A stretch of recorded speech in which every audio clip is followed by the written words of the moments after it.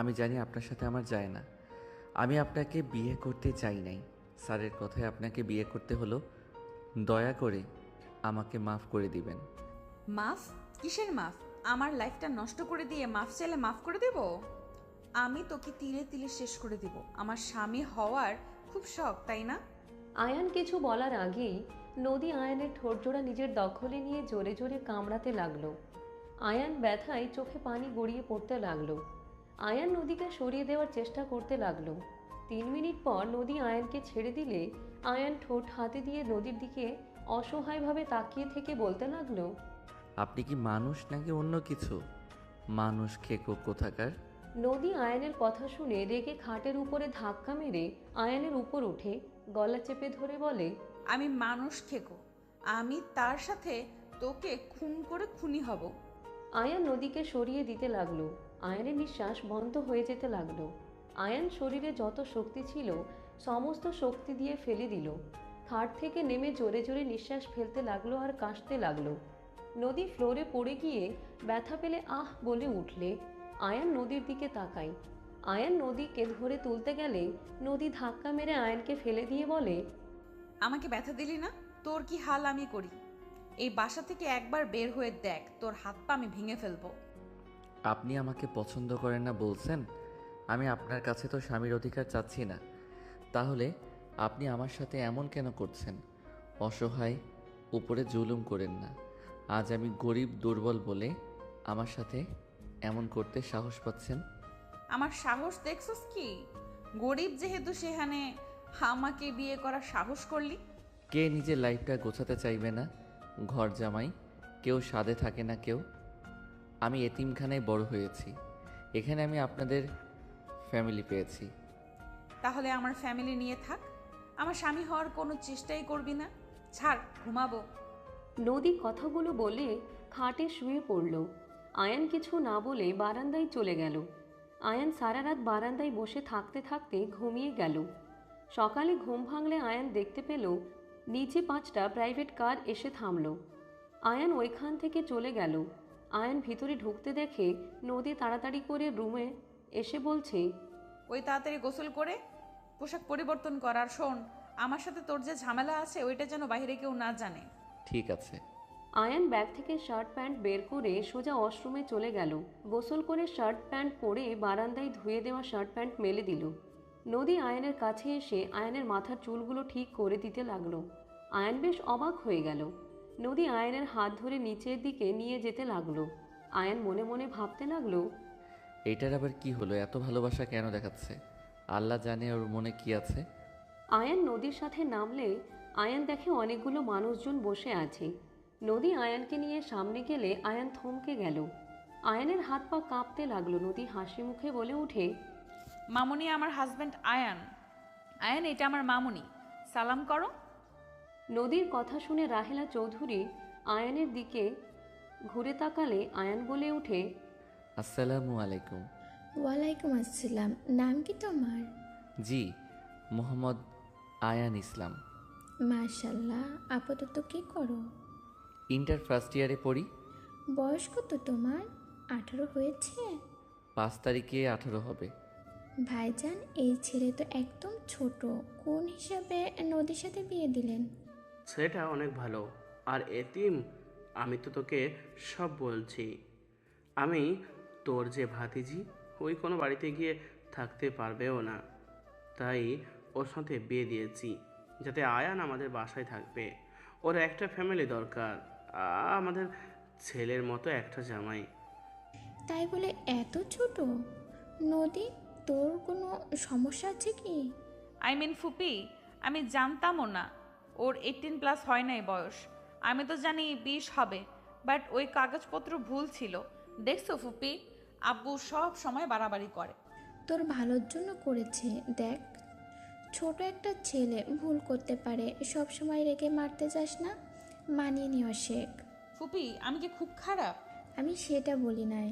1 বছর যদি দেখি তুই ভালোভাবে সংসার করছিস, তুই অনেক পরিবর্তন হয়ে গেছস, তখন আমি ওটাও তোর নামে দিয়ে দেব। সত্যি? হ্যাঁ, এখন তোর উপরে নির্ভর করে তুই কিভাবে থাকবি। ওকে ফুপি, আমি ভালো হয়ে যাব। আচ্ছা, আমি এখন উঠছি, মিটিং আছে, চলে যেতে হবে। 5 তারিখে জামাইকে নিয়ে চলে এসেছো। আর শোনো, তোমাকে যদি ওই বেশি জ্বালায় আমাকে জানাবে, ঠিক আছে? ঠিক আছে। আয়ান রাহেলা চৌধুরীর দিকে তাকিয়ে থাকলো। রাহেলা চৌধুরী চলে যেতে নিলে আয়ান বলে, আন্টি আর কিছুক্ষণ থাকবেন? আয়ানের কথা শুনে রাহেলা চৌধুরী পিছনে ঘুরে তাকালে আয়ান মাথা নিচের দিকে করল। রাহেলা চৌধুরী আয়ানের মাথায় হাত বুলিয়ে দিয়ে বলে, আমি গেলে সবাই দীর্ঘ নিঃশ্বাস ফেলবে, আর তুমি আমাকে থাকতে বলছো? আয়ান কিছু বলল না। রাহেলা চৌধুরী চলে গেল। আয়ানের চোখ দিয়ে পানি গড়িয়ে পড়তে মুছে ফেলল। নদী সবাই দীর্ঘশ্বাস ফেলে বলে, ও ফাইনালি মামুনি ওই বাসাটা আমার নামে করে দিবে। 1 বছর ওই বড়টাকে সহ্য করতে হবে। আর আব্বু ওই এত ছোট কোন হিসেবে আমার সাথে বিয়ে দিলে? তোমাদের কাণ্ডজ্ঞান কখনোই হবে না। নদী কথাগুলো বলে চলে গেল। আয়ান বাসা থেকে বের হয়ে রাহেলা চৌধুরীকে দেখতে লাগলো। রাহেলা চৌধুরী গাড়ির পিছন পিছন আয়ান যেতে লাগলো। রাহেলা চৌধুরী কিছু দূর যেতে গাড়ি থামিয়ে দিলে আয়ান অন্যদিকে তাকালো। বডিগার্ডদের ইশারা করলে আয়ানের কাছে চলে গেল। আয়ান দৌড়ে যেতে নিবে, আয়ানকে সাথে সাথে বডিগার্ড ধরে রাহেলা চৌধুরীর কাছে নিয়ে গেল। রাহেলা চৌধুরী আয়ানের দিকে তাকিয়ে সবাইকে ইশারা করে দূরে যেতে বলল। আয়ানকে বলল, কি ব্যাপার, তুমি আমার পেছন পেছন কেন আসছো? আয়ান রাহেলা চৌধুরীকে কিছু না বলে সোজা জড়িয়ে ধরে কাঁদতে লাগলো। বডিগার্ড আসতে যাবে, রাহেলা চৌধুরী ইশারা করে দূরে থাকতে বলল। রাহেলা চৌধুরীর বুকের ভিতরে কেঁপে উঠল। আয়ান বলে উঠে, আপনি আমার সাথে এমন কেন করলেন? আমি তো কোনো দোষ করি নাই। আমাকে কিসের শাস্তি দিলেন? আয়ানের কথা শুনে রাহেলা চৌধুরী অবাক হয়ে গেল। আয়ানের কান্নার শব্দে রাহেলা চৌধুরীর বুকের ভিতরে তোলপাড় করতে লাগলো। আয়ানের চোখের পানি মুছে রাহেলা চৌধুরী ছেড়ে দিয়ে চলে যেতে নিলে রাহেলা চৌধুরী আয়ানের হাত ধরে বলে, কে তুমি? আমি কি করেছি? আয়ান রাহেলা চৌধুরীর দিকে তাকিয়ে পকেট থেকে ওয়ালেট বের করে একটা লকেট সাথে ওয়ালেটের ছবিটা দেখিয়ে দিল। রাহেলা চৌধুরী পড়ে যেতে নিবে, সাথে সাথে আয়ান ধরে গাড়িতে বসিয়ে দিল। লকেটটা দিয়ে বলে, ভালো থাকবেন। এই বোঝা নিয়ে চলা আমার পক্ষে সম্ভব না। I hate you aunty. আমি আপনাকে ঘৃণা করি। আর আল্লাহর কসম, আমাকে কখনোই কারোর সামনে পরিচয় দিতে যাবেন না। আমি আপনাকে চিনি না। আপনিও আমাকে যেমন আগে থেকে চেনেন না, এখনও চেনেন না। আয়ান কথাগুলো বলে সিএনজিতে উঠে চলে গেল। রাহেলা চৌধুরী ওইখানে অজ্ঞান হয়ে গেল। বডিগার্ড দৌড়ে আসলে রাহেলা চৌধুরীকে অজ্ঞান অবস্থায় দেখে সোজা হসপিটালের দিকে নিয়ে যেতে লাগলো। আর এই দিকে আয়ান সোজা স্টেশনে চলে গেল। 4 বছর পর। দোষ, ইন্টারভিউ জিমেল চলে এসেছে, তোর চাকরিটা হয়ে গিয়েছে। আলহামদুলিল্লাহ। মাকে জানাই। যা। আয়ান উঠে দৌড়ে বাহিরে গিয়ে দত্তক নেওয়া আম্মুর কাছে দৌড়ে গিয়ে জড়িয়ে ধরে বলল, মা, আমার চাকরিটা হয়ে গেছে। সত্যি? হ্যাঁ আলহামদুলিল্লাহ, বাবু আরো বড় হও। মা, আব্বুকে জানিয়ে আছি। যা, তোর আব্বু খুশি হবে। মা, আমার ভয় লাগে, আব্বু তো অল্পতে রেগে যায়। আরে কিছু বলবে না, তুই পড়াশোনায় মনোযোগ দেস না জন্য তো রেগে আছে। তোর আব্বু চায় তুই ভালোভাবে মানুষ হয়ে বড় হ, সবসময় মারামারি এসব মধ্যে থাকোস। তোর আব্বু এত কষ্ট করে কার জন্য? হ্যাঁ, তোর জন্যই তো। কি করব? ওর আব্বুকে জ্বালাই কেন? আমি সন্তান হয়ে কিভাবে আব্বু মায়ের অপমান দেখব? হয়েছে, যা, এই খাবার নিয়ে যা, আর কথাটা বলে দেখা। রাকিব, চল খেতে যাব। চল। আয়ানের মা খাবারের টিফিন বাটি দিলে আয়ান সাইকেল নিয়ে বের হইল। রাকিব টিফিন বাটি নিয়ে পিছনে বসে থাকতে লাগলো। গাছের নিচে সাইকেল রেখে আয়ান বলে উঠল, আব্বু, আপনার জন্য খাবার নিয়ে এসেছি। ওইখানে বসে, আমি আসছি। তোর মা কোথায়? মা কাজ করছে, আপনি খেয়ে নেন, আমি ধানগুলো গেড়ে দেই। আচ্ছা, কর। আয়ান প্যান্ট ভাঁজ করে কিছুটা উপরে তুলে নিচে নেমে গেল। রাকিবকে ইশারা করে চলে গেল। আয়ান ধান গাড়তে লাগলো। আয়ানের আব্বু হাত ধুয়ে গামছা বিছিয়ে টিফিন বাটি খুলে প্লেট ঢেলে খেতে লাগলো। রাকিব বলে উঠে, কাকু, কিছু বলবো? হ্যাঁ, বল। আমার আর আয়ানের চাকরি হয়ে গিয়েছে। মজা করবি না সব কিছু নিয়ে? কাকু মজা করছি না সত্যি। এই যে দেখেন জিমেল। রাকিব জিমেল দেখালে আয়ানের আব্বু হাতে নিয়ে জিমেল পড়তে চোখের কোণায় পানি চলে আসলো। আয়ানের আব্বু বলে উঠে, আলহামদুলিল্লাহ, আমি অনেক খুশি হয়েছি। তোরা দুইজন চাকরি পেয়েছিস, তোদের জীবনটা সুন্দর করে গুছিয়ে নিতে পারবি।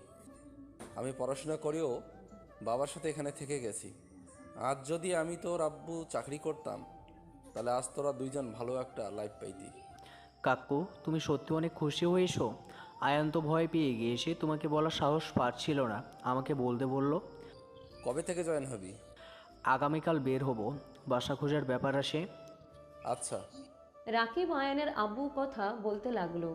আয়ানের কাজ শেষ হয়ে গেলে আয়ানের আব্বু বলে, আয়ান, উঠে আয়, সেলোর ওইখান থেকে গোসল করে বাড়িতে চলে আয়। আচ্ছা আব্বু, আপনি যান রাকিবের সাথে। আয়ানের আব্বু রাকিবের সাথে চলে গেল। আয়ান গোসল করে বাসার দিকে যেতে লাগলো। বাসায় গেলে আয়ানের মা তোয়ালে দিয়ে মাথা মুছে দিতে লাগলো।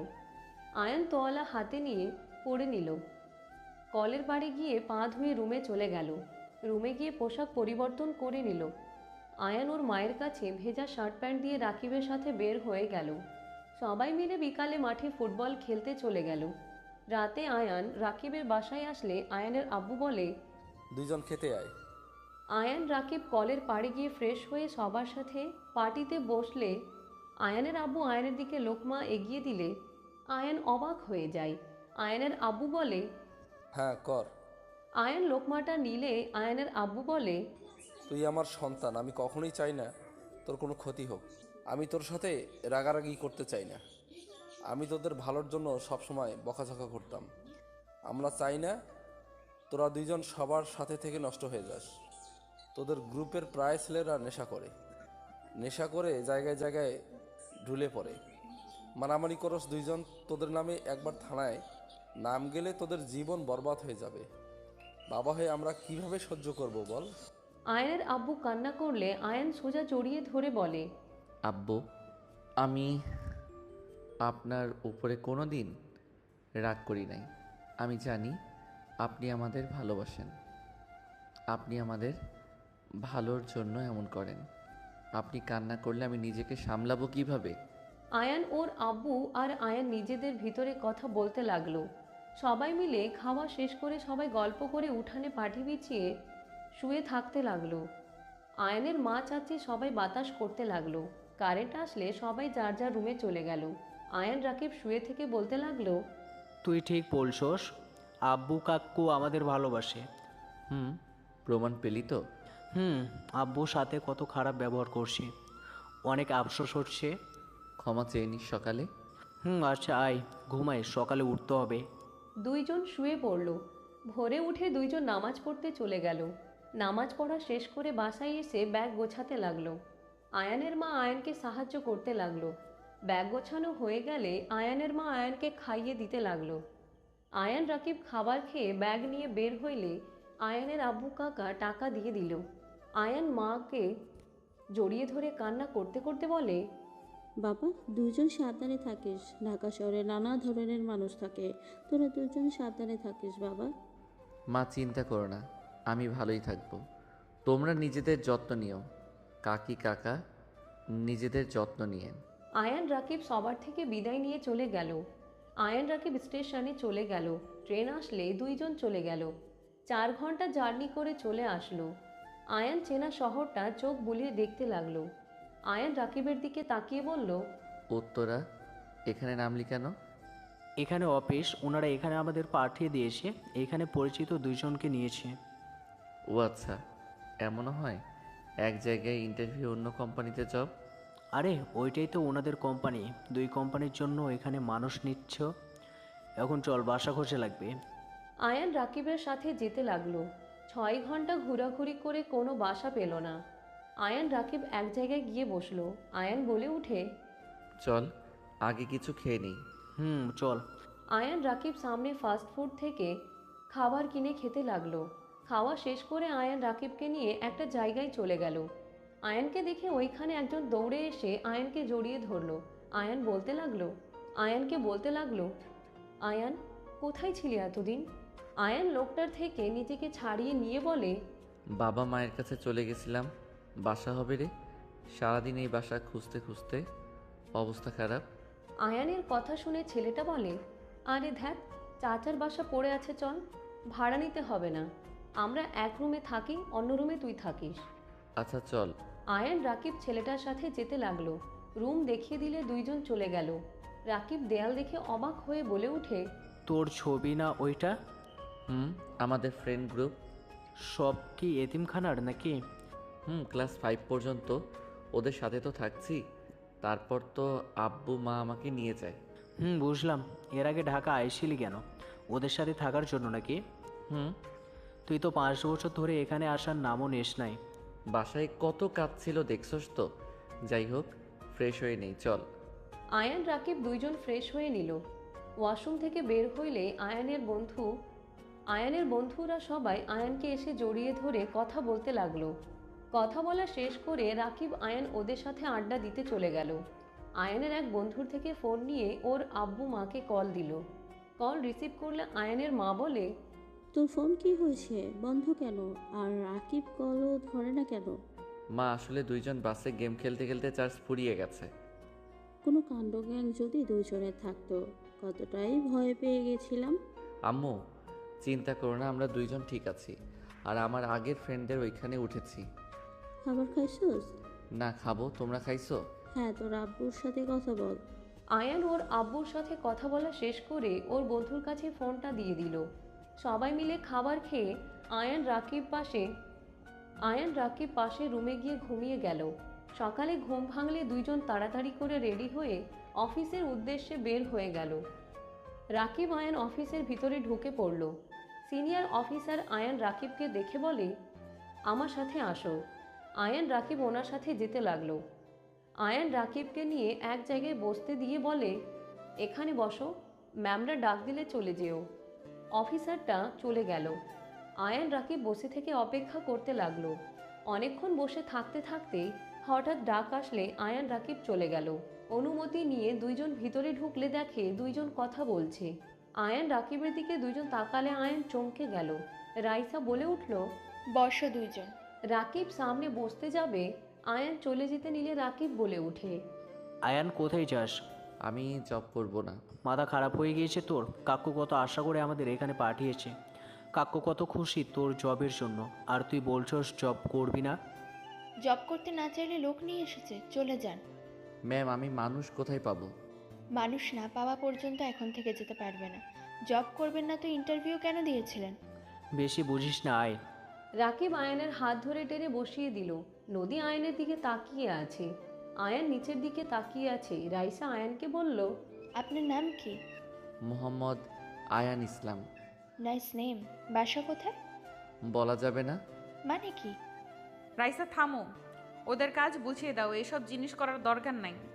আমাকে তো সব জানতে হবে, তাই না? এত বিশ্বাস করে রাখবো, যদি উল্টোপাল্টা কিছু করে তখন ওদের ধরবো কিভাবে? দুটা মেয়ের সাথে সারাদিন থাকবে, বিষয়টা বুঝতে পারছো? আমাদের খেয়ে কাজ নেই, আপনাদের সাথে উল্টাপাল্টা কাজ করতে হবে। আমাদের আপনাদের থেকে সুন্দর সুন্দর গার্লফ্রেন্ড আছে। আয়ান, কি বলছি? আয়ানের কথা শুনে রাইসা রেগে বলে উঠে, বড্ড বেয়াদব তো। এত বড় সাহস কি করে হয় বসের মুখে মুখে তর্ক করার? আপনি কেন বলেন? আপনাদের সাথে বাজে কাজ করব? ছেলেদের বিশ্বাস আছে নাকি? তো মেয়ে সহকর্মী খুঁজতেন, ছেলে কেন খুঁজতে গেছেন? মেয়ে রেখে দেখছে আমাদের ক্ষতি কিভাবে করতে হয় সব করছে, আর এই ছেলে তো মহা বেয়াদব। নদী, তুই সামলা। এই, আপনি আমার সাথে আমার কেবিনে চলেন, ওর সাথে কথা বলে মেজাজ গরম হবে। রাইসা রাকিবকে নিয়ে চলে গেল। আয়ান উঠে দাঁড়ালে নদী বলে উঠে, এতদিন কোথায় ছিলে? অনেক পরিবর্তন হয়েছে তো দেখছি। পরিবর্তন হব না তো সারা জীবন মানুষের পায়ের নিচে পড়ে থাকবো নাকি? তোমাকে আমি সেইটা বলি নাই। আপনাদের অফিস তো এইটা ছিল না, আপনি এখানে কেমনে কি? ফুপি আমাকে রাইসাকে এটা দিয়েছে, আমরা দুজন এই কোম্পানি সামলাই। ভালো। তোমার গার্লফ্রেন্ড আছে? এইসব প্রশ্ন করে কে? অফিসে জব দিয়েছেন, অফিসের বিষয়ে কথা বলেন। তোমার কাজ কি কি জানো? হ্যাঁ, আপনাকে সব কাজে সাহায্য করতে হবে। গুড। কোথায় উঠেছো? যেখানে উঠেছি সেখানে। জায়গাটার নাম তো আছে নাকি? যেই জায়গার নাম ওই নামই আছে। নদীর আয়নের কথা শুনে রাগ হইলেও নিজেকে কন্ট্রোল করে নিয়ে বলে, কাজ শুরু করো। ওখান থেকে আমাদের কিছু ফাইল নিয়ে এসে দাও। আয়ান ফাইল নিয়ে আসতে চলে গেল। ফাইল নিয়ে আসলে নদী দেখিয়ে দিল কিভাবে কাজ করতে হবে। পাশের কেবিনে আয়ান চলে গেল। আয়ান নিজে কাজ করতে লাগলো। দুপুরের দিকে আয়ান রাকিব বের হয়ে গেল। নিচে চলে গেল একটা দোকানে বসে চা পাউরুটি খেতে লাগলো। নদী উপর থেকে আয়ানকে দেখতে লাগলো। আয়ানের ফোন আসলে কারোর সাথে কথা বলতে লাগলো। আয়ান রাকিব অফিসের ভিতরে চলে গেল। আয়ান ওর কেবিনে গেলে নদীর ডাক আসলো। আয়ান নদীর কেবিনে গেলে নদী বলে উঠে, আমার সাথে বের হতেই হবে। কোথায়? বাসায় গিয়ে জামা কাপড় গুছিয়ে নিয়ে আসো। মিটিং আছে, 3 দিন সিলেট থাকা লাগবে। ও আচ্ছা। আয়ান বের হইলে রাকিব ও আয়ানের সাথে যেতে লাগলো। রাকিব বলে উঠে, হি হি, জবটা পাওয়ার সাথে সাথে ভ্রমণ করার সুযোগ পেলাম। হুম। আয়ান রাকিব টুকটাক কথা বলতে বলতে চলে গেল। ব্যাগ গুছিয়ে ওর বন্ধুদের থেকে বিদায় নিয়ে দুইজন অফিসে চলে গেল। যা লাগবে সব কাগজপত্র গুছিয়ে নিল, গাড়িতে উঠে পড়ল। স্টেশনে নামিয়ে দিলে আয়ান নদীর লাগেজ নিয়ে যেতে লাগলো। রাইসার লাগেজ নিয়ে যেতে লাগলো। ট্রেনে উঠে পড়ল। আয়ান রাকিব একসাথে বসলো। নদী রাইসা সামনে বসে পড়ল। আয়ান নদীর দিকে তাকিয়ে বাহিরের দিকে তাকিয়ে থাকলো। আয়ানের ফোন বেজে উঠলে আয়ান কল রিসিভ করলো। আসসালামু আলাইকুম। ওয়ালাইকুম আসসালাম, কেমন আছো? চাকরি পেয়েছো শুনলাম। আলহামদুলিল্লাহ ভালো। পেয়েছি তোমাদের দোয়া। কোথায় এখন? সিলেট যাচ্ছি, তোমার সাথে দেখা করা যাবে? তাই নাকি? সিলেট আসলে আমাকে কল দিও। ওকে, ফ্রি হইলে তোমাকে কল দিব। অফিসের কাজে যাওয়া হচ্ছে, সময় পাবো কিনা জানি না। ও আচ্ছা, যাই হোক, দেখা কিন্তু করে যাবে বলে দিলাম। রাকিব কোথায়? আমার পাশে আছে রাকিব। আয়ান রাকিবের কাছে ফোন দিলে রাকিব বলে উঠে, আসসালামু আলাইকুম, কেমন আছেন? ওয়ালাইকুম আসসালাম, আলহামদুলিল্লাহ। তুমি কেমন আছো? আলহামদুলিল্লাহ। দুইজন সিলেট আসছো নাকি? জি, আপনার সাথে তো দেখা করা যাবে নিশ্চয়ই। তোমার ভাই তো বলে সময় না হতেও পারে। আমার ভাইয়ের কথা রাখেন, ওর মাথা কিছুটা খারাপ হয়ে গিয়েছে। রাকিব, চোখ বড় বড় করবি না, আমি কিন্তু তোকে দেখে ভয় পাই না। থাক, দুইজন ঝগড়া করো না। আচ্ছা, পরে কথা হবে। আর আসলে আমাকে কল দিও। ঠিক আছে, বাই। রাকিব কল কেটে দিয়ে আয়নের দিকে তাকিয়ে বলে, তোর মাথা আসলে গিয়েছে, বুঝতে পারছোস? কাকুকে কল দিয়ে বলবো নাকি তার ছেলের মাথার মধ্যে তার কেটে গিয়েছে? রাকিবের কথা শুনে রাইসা ফিক করে হেসে দিল। রাকিব হাঁ হয়ে রাইসার দিকে তাকিয়ে থাকতে লাগলো। রাইসা বলতে লাগলো, সরি, আপনাদের কথা কন্টিনিউস করতে পারেন। হঠাৎ করে একজন রাকিবকে বলে, এই উঠে, এখানে আমি বসবো, তোর জায়গা এইটা না। আয়ান সিট নাম্বার চেক করে বলে, ব্রাদার, এটাই আমাদের সিট। আপনার কোথাও ভুল হচ্ছে। এই দেখেন টিকিট। আয়ানের কথা শুনে ছেলেটা আয়ানের হাত ধরে টান দিয়ে বলে, তুইও উঠে, এইটা আমার বাপের ট্রেন, আমি যেখানে মন চাইবে সেখানে বসবো। ওই ছেলে বেশি হয়ে যাচ্ছে কিন্তু, এখান থেকে যাও। নদীর কথা শুনে ছেলেটা নদীর দিকে হাত বাড়িয়ে হেসে কিছু বলবে, তার আগেই আয়ান হাত ধরে মোচড় দিয়ে ধরে উঠে বলে, মুখে কথা বলো, হাত বাড়ানো তো ঠিক হয় নাই। আয়ান ছাড়ো, ঝামেলা করো না, ওদের সাথে পারবে না। ছোট মানুষ, ছোটদের মতো থাকো। ছেলেটা আয়ানের মুখে উল্টো ঘুষি মারলে রাকিব ধরে ফেলল। রাকিব বলে উঠে, ভাই, মার খেতে চাইলে এখান থেকে যা। আমার ভাইকে রাগেও না, কপালে দুঃখ আসে। কাককে আসার সময় বলে দিয়েছে মারামারি ঝামেলার মাঝে যেন না চাই, তাই আমরা ভালোভাবে চলে যাও। রাকিবের কথা শুনে পিছন থেকে একজন লাথি মারলে রাকিব সোজা রাইসার উপরে পড়ে গেল।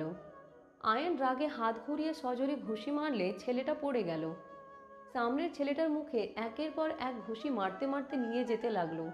সামনের স্টেশনে ট্রেন থামলে আয়ান দুইটাকে মেরে বের করে দিল। মানুষজন জোর হইলে ট্রেনে থাকা সবাই আয়নের দিকে সাপোর্ট করে ছেলের দুইটা দৌড়ে পালিয়ে গেল। আয়ান নিজের সিটে চলে আসলে রাকিবের দিকে তাকিয়ে বলে, তুই ঠিক আছস? তোর হাত না রক্ত? নদী রাকিবের হাত নিয়ে পানি দিয়ে বাহিরে ধরে ধুয়ে দিতে লাগলো। রাইসা রাকিব ভ্রু কুচকে তাকালো। আয়নের হাত রুমাল দিয়ে মুছে দিয়ে মুখে নখের আঁচড় লাগা জায়গায় ক্রিম দিয়ে দিতে লাগলো। আয়ন বিরক্ত হয়ে হাত সরিয়ে দিয়ে বলে, হাত সরান, বসের মতো থাকবেন। ওদের সাথে মারামারি করতে কে বলছে? সবাই না থাকলে মিথ্যা মামলা দিয়ে দিত। ওইসব আমি ভয় করি না। অনেক সাহস হয়ে গেছে, তাই না? মানুষ সারা জীবন ভীত থাকবে নাকি? বড় হয়ে গেছো, মুখে বুলিও ফুটেছে। ম্যাম কি আয়ানকে আগে থেকে চিনেন নাকি? আমাকে উনি কিভাবে চিনবে? আমি গরিব ঘরের সন্তান, ওনার সাথে আমার যাই নাকি? তাও ঠিক, বাট ম্যাম তাহলে অনেক ভালো। চুপ করো। আয়ান বাহিরের দিকে তাকিয়ে থাকতে লাগলো। সকালে ট্রেন থেকে 4 জন নেমে পড়ল। নদী কাউকে কল দিলে 15 মিনিট পর গাড়ি আসলে 4 জন উঠে পড়ল। আয়ান বাহিরের দিকে তাকিয়ে থাকতে লাগলো। 15 মিনিটের ভিতরে একটা বাসার ভিতর গাড়ি থামলো। আয়ান রাকিব অবাক হয়ে তাকিয়ে দেখতে লাগলো। বডিগার্ডরা এসে লাগেজ নিয়ে যেতে লাগলো। নদী, রাইসা, রাকিবের পিছন পিছন আয়ান যেতে লাগলো। নদী ভিতরে গেলে সবাই এসে নদী রাইসাকে জড়িয়ে ধরলো। রাকিব হঠাৎ করে বলে উঠে, তুলি আপু। আয়ান রাকিবের কথা শুনে সামনে তাকাতে আয়ান অবাক হয়ে গেল। তুলি আয়ানকে দেখে বলে, আয়ান রাকিব। তুলির কথা শুনে সবাই পিছনে ঘুরে তাকালো। তুলি নদীকে ছেড়ে আয়ান রাকিবের কাছে এসে বলে, তোমরা আমাদের বাসা কিভাবে চিনলে? তুমি এত বড় বাসায় থাকো? ওই আর কি, ভিতরে আসো। এখানে দাঁড়িয়ে আছো কেন? এখানে আমি আপনার আত্মীয় হিসাবে আসি নাই, সহকর্মী হয়ে এসেছি। তাই মনে হয় আমাদের সাথে এত ভালো ব্যবহার করার কোনো কারণ নাই। আয়ান। আয়ান পিছনে ঘুরে তাকাতে রাহেলা চৌধুরী দৌড়ে এসে জড়িয়ে ধরলো। রাহেলা চৌধুরী কান্না করতে করতে কিছু বলবে, সাথে সাথে আয়ান ধাক্কা দিয়ে সরিয়ে দিয়ে বলে, হচ্ছেটা কি? ম্যাম, আমি এখানে নদী ম্যামের সহকর্মী নিয়ে এসেছি। আয়ান। প্লিজ ম্যাম, নাকে কান্না আমার সামনে করবেন না। আয়ান, উনি আমার ছোট আম্মু। ওনার সাথে বেয়াদবের মতো কথা বলছো কেন? তুমি জানো উনি কে? দেখো, আমার এত কিছু শুনে বাহ জানানোর কোনো ইচ্ছাই নেই। ম্যাম আমাদের সাথে নিয়ে এসেছেন, আমরা হোটেলে চলে যাচ্ছি। যখন দরকার হবে আমাদের কল দিবেন, চলে আসবো। আয়ান, তুই এমন বেয়াদব কিভাবে হইলে? এমন ব্যবহার কেন করছিস? কাকু কাকিকে কল দিয়ে আমি সব বলে দিব। ওই যে কাকি কল দিয়েছে। রাকিব ফোন নিয়ে কিছু বলতে যাবে, আয়ান ফোন কেড়ে নিয়ে বলে, আসসালামু আলাইকুম মা, কেমন আছো? ওয়ালাইকুম আসসালাম। রাকিব কি বলছে? মা কিছু না, খাওয়া দাওয়া করছো? আব্বু কি করে? খাইছি। তোরা দুজন খাইছস? দুইজনই খেয়েছি মা। আয়ান রেগে রাকিবের দিকে তাকাতে রাকিব চুপ হয়ে গেল। আয়ান ওর মায়ের সাথে কথা বলতে লাগলো। আয়ানের আব্বু ফোন নিয়ে বলে, বাবা কি করিস, অফিসে নাকি? না আব্বু, আমি তো সিলেট এসেছি ম্যামদের সাথে। আব্বু, আমার এখানে চাকরি করতে ভালো লাগছে না। কি হয়েছে? আপনাদের কথা অনেক মনে পড়ছে। আপনাদের ছাড়া আমার এখানে ভালো লাগছে না। আমি গ্রামে চলে যাব। আমি ওইখানে কিছু একটা করে নিব। বাবা, আমাদের মায়া করে কোনো লাভ আছে? তোর সুন্দর ভবিষ্যৎ আছে, কষ্ট করে চাকরিটা কন্টিনিউ কর। কয়েক মাস কর, সব কিছু চিনে নে, পরের বার যেন চাকরি নিতে কোনো সমস্যা না হয়। আয়ানের আব্বু আয়ানকে বুঝাতে লাগলো। আয়ান ফোন কেটে দিলে রাগে সামনে দেয়ালে ঝজরে ঘুষি মারল। রাহেলা চৌধুরী হাত ধরতে গেলে আয়ান বলে উঠে, প্লিজ ম্যাম, আমাকে ধরবেন না তো। বড় মানুষ হয়ে গরিবের হাত ধরেন না। শান্ত হও, আমরা কেউ তোমাকে কোনো ডিস্টার্ব করছি? আমার ওপরে তোমার রাগ, নদীর কোম্পানির ওপরে তো রাগ থাকার কথা না। আর তোমার বাবা মা আছে। অবশ্যই আছে, কেন থাকবে না? বাবা মাকে অনেক ভালোবাসো? কোন সন্তান তার বাবা মাকে ভালোবাসবে না? তোমাকে একটা অফার দিতে পারি। আপনার অফার আমি নেই না। কথাটা শোনো, তারপর মন চাইলে অফারটা নিয়েও, আর না চাইলে রিজেক্ট করে দিতে পারো। ওই শোন না আয়ান, এমন করিস কেন? তুমি আমার সাথে সবসময় থাকবে। যদি থাকো, আমি তোমাকে মাসে 1,00,000 টাকা করে দিব। তুমি তোমার বাবা মাকে নিয়ে থাকার জন্য বাসা দিব, তোমাদের যা খরচ সব দিব। তোমাকে শুধু মনোযোগ দিয়ে পড়াশোনা করতে হবে আর আমাকে ফ্রি টাইমগুলো দিতে হবে। পারবে? ভেবে দেখো, এর থেকে ভালো অফার কোথাও পাবে না। রাহেলা চৌধুরীর কথা শুনে সবাই অবাক হয়ে তাকিয়ে থাকলো। রাহেলা চৌধুরীর হাজব্যান্ড শফিক চৌধুরী বলে, তোমার কি মাথা খারাপ নাকি? কি আবল তাবল বকছো? তুমি চুপ থাকো। কি হলো, উত্তর দাও। অফারটা কি গ্রহণ করবে? তুমি যা চাইবে সেটাই দেব, বলো। আয়ান, রাজি হয়ে যাও। তোমার স্বপ্নগুলো পূর্ণ করতে পারবে। আয়ান রাজি হয়ে যা, তুলি রাকিব আয়ানকে রাজি হওয়ার জন্য জোর করতে লাগলো। আয়ান রাহেলা চৌধুরীর দিকে তাকিয়ে হাসি মুখে বলে, স্বামীর সঙ্গে ভালোভাবে কথা বলতে শিখেন, তারপর অন্য কাউকে অফার দিতে আসেন। যে মানুষ স্বামীকে সবার সামনে ধমকের সুরে বলে চুপ থাকতে, সেই মহিলা যে কত ভালো, তার টাকায় আর তার বাসায় আমার বাবা মাকে নিয়ে থাকতে হবে। আমার বাবা মা গরিব হতে পারে, কৃষক হতে পারে, তাদের ভিতরে ভালোবাসা আছে। আমার মা আমার আব্বুকে নিজের থেকেও ভালোবাসে। আমার আব্বু যা বলবে ওটাই আমার মা আমার আব্বুকে সম্মান করে। স্বামী মাথা সবসময় উঁচু করে রাখে, আপনার মতো না। বাহিরের মানুষের সামনে স্বামীকে ধমক দিয়ে চুপ করিয়ে দেন। আয়ানের কথা শুনে শফিক চৌধুরী রেগে থাপ্পড় মেরে দিয়ে বলে, তোমার সাহস কি করে হয় আমার স্ত্রীকে এত বড় কথা বলার? আমার স্ত্রী আমাকে যা ইচ্ছে বলবে, এতে তোমার কি সমস্যা? বেয়াদব ছেলে, অনেকক্ষণ ধরে দেখছি বেশি বাড়াবাড়ি করছো। আয়ান শফিক চৌধুরীর দিকে তাকিয়ে হাসি দিয়ে বলে, দেখেন, আপনার হাজব্যান্ড থেকে কিছু শিখেন। আপনি তাকে দমিয়ে রাখেন, তারপরও আপনার প্রতি কত ভালোবাসা। আর আঙ্কেল, কিছু মনে করবেন না, কাপুরুষ হয়ে বাজার থেকে মরে যাওয়া ভালো। আয়ান কথাগুলো বলে চলে যেতে নিবে, তখন নদী বলে উঠে, এই তোমার এত দেমাগ কোথা থেকে আসে? সেই তো ছোট বাচ্চা একটা ছেলে, এত পাকনা পাকনা কথা কোথা থেকে শিখেছো? তোমার বাবা মা তোমাকে এই শিক্ষা দিয়েছে? আয়ান রেগে নদীর গালে থাপ্পড় মারতে গিয়ে হাত থেমে দিয়ে হাত নামিয়ে নিয়ে বলল, আমার বাবা মাকে নিয়ে কোনো কথা হবে না, এইটা আমার শিক্ষা। আমার চাচাতো ভাইকে যেমন দেখছেন, ওই আমার বাবা মার দেওয়া শিক্ষা। বাট কিছু মানুষের সাথে বাবা মায়ের শিক্ষা লাগে না, নিজের শিক্ষা ব্যবহার করা লাগে। আর হ্যাঁ, কথা সাবধানে বলবেন। আমি আপনার হাজব্যান্ড আয়ান না, আমি গ্রামের খ্যাত ছেলেটা, প্রতিবাদে লড়াই করতেও জানি, নিজের ভুল শুধরাতেও জানি। আপুর হাজবেন্ড মানে? কি বলিস আয়ান? রাকিব, চল তো, আরও মেজাজ খারাপ হবে। কিছু মানুষকে দেখলে রাগ হয়। আয়ান রাকিবের হাত ধরে টেনে নিয়ে যেতে লাগলো। রাহেলা চৌধুরী চোখ দিয়ে টপ টপ করে পানি পড়তে লাগলো। সবাই রাহেলা চৌধুরীকে নানা ধরনের কথা বলতে লাগলো। শফিক চৌধুরী বলে উঠে, কে এই ছেলে? কি সম্পর্ক তোমার সাথে? ও এত কিছু বলে গেল, অথচ তুমি চুপচাপ কান্না করে যাচ্ছ, একটাও কথা বললে না। আম্মু, ওই ছেলেটা কে? কেন তুমি চুপ করে কান্না করছো? আর কে যে তুমি এত টাকার অফার করলে, তাও আবার কিছু সময়ের জন্য? মামুনি, আমার তো মনে হচ্ছে না আমার হাজব্যান্ডের জন্য তুমি ওকে এই অফার দিয়েছো। আমার কেন জানি মনে হচ্ছে ওর সাথে অন্য কোনো সম্পর্ক তোমার অবশ্যই আছে। সবাই রাহেলা চৌধুরীকে জেরা করতে লাগলো। বডিগার্ড বলে উঠে, খবরদার, কেউ ওর শরীরে একটা ফুলের টোকাও দিবে না। কেন দিবে না? ওই ছেলেটা একটা বেয়াদব, ওকে মারা উচিত। যাও, তোমরা ওকে ধরে নিয়ে আসো। একদম না। শফিক চৌধুরী সবাই রাগারাগি করতে লাগলো।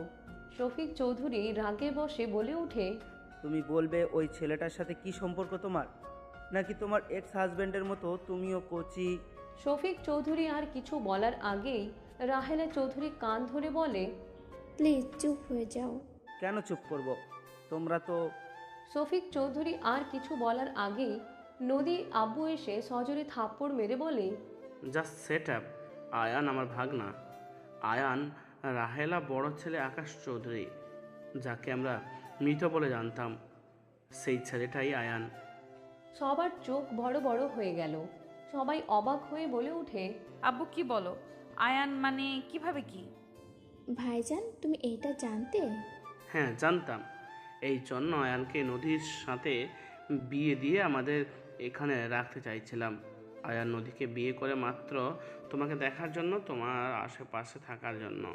কিন্তু সেই দিন আমি জানি না কি হয়েছিল, আয়ান কাউকে কিচ্ছু না বলে চলে যায়।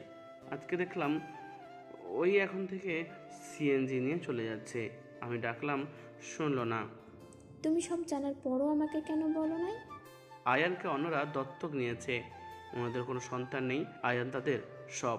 আয়ান তোকে ঘৃণা করে, আমি যতটুকু বুঝতে পারছিলাম।